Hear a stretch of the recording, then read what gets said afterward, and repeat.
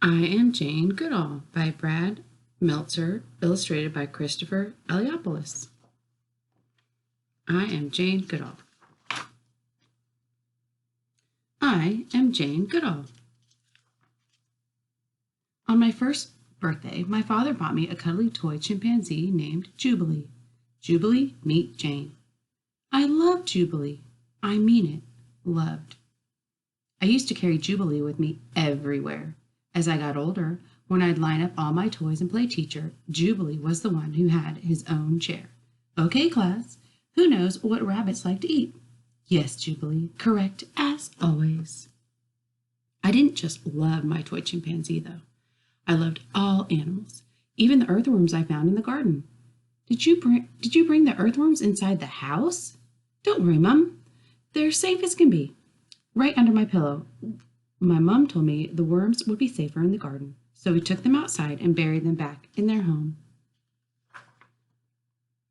At 5 years old, I was curious to learn how children lay eggs. Whoops. At 5 years old, I was curious to learn how chickens lay eggs, so I crawled into my grandmother's hen house to watch. At first, all the hens were scared of me. Then I decided to crouch in the corner. If I had moved, the hens would have run away. I was patient, though. Finally, after all the hours of waiting, I saw what I was looking for. The hen gave a little wiggle and, plop, there was an egg. Where were you? You've been missing for so long we sent out a search party. You'll never believe where eggs come from. It was my first research project. In addition to animals, I also love nature. I named the chestnut tree Nookie and the beech tree Beach. Beach was my favorite. Thank you, Beach, for letting me read up here. Oh, that was another thing I loved, reading. Back then, my family didn't have a lot of money. To get books, we went to the library. When I was 7 years old, I got a book that would change my life. It was called The Story of Dr. Doolittle. I read it once, then read it again, then read it a third time before it had to go back to the library. It was about a man who could talk to animals. In the book, there's a parrot who says that if you want to learn how animals talk, you need the power of observation.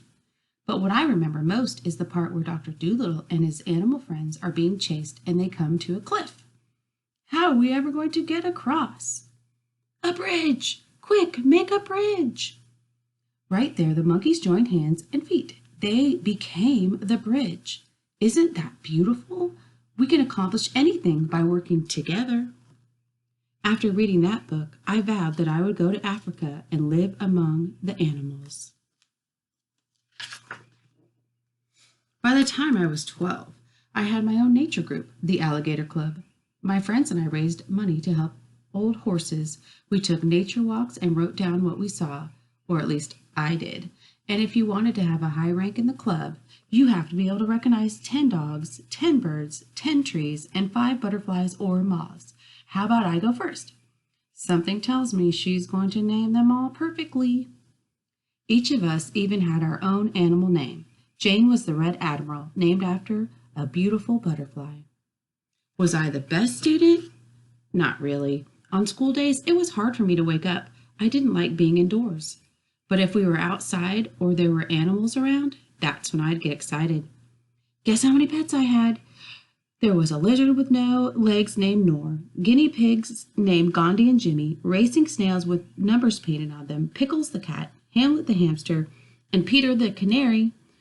And that didn't include the dogs I looked after, like my favorite, Rusty, who liked wearing pajamas. Woof! That means he likes pajamas. I wanted a job where I could learn more about animals. But back then, if you were a girl, people didn't think you could become a scientist.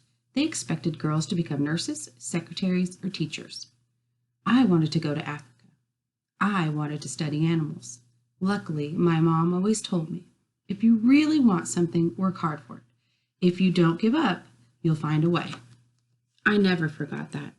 Soon I had my chance. One of my school friends invited me to visit her family in Kenya. That's right, in Africa. To pay for the trip, I worked as a waitress and hid my money under the carpet. One day I closed the curtains, counted it all, and I've got enough. I'm going to Africa. The trip took 21 days by boat. I was only 23 years old. It all seemed like a dream until I saw a giraffe who stared directly at me. It had dark eyes, long lashes, a black tongue, and was chewing acacia thorns. I knew my dream was coming alive. Finally, I was in the Africa of Dr. Doolittle. 2 months later, my life changed again. Someone told me, if you are interested in animals, you must meet Dr. Louis Leakey. Nice to meet you.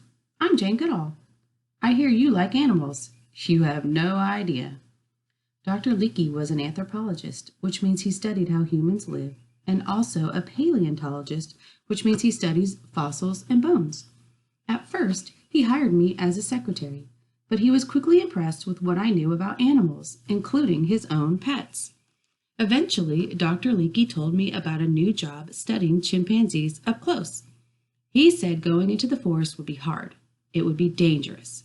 But if we could find out how chimps live today, we'd learn more about how our own prehistoric ancestors used to live. I have no college degree, no training, and no experience, but I want that job. Jane, I've been waiting for you to say that. All right, and I'll start part 2 in my next video. Stay tuned.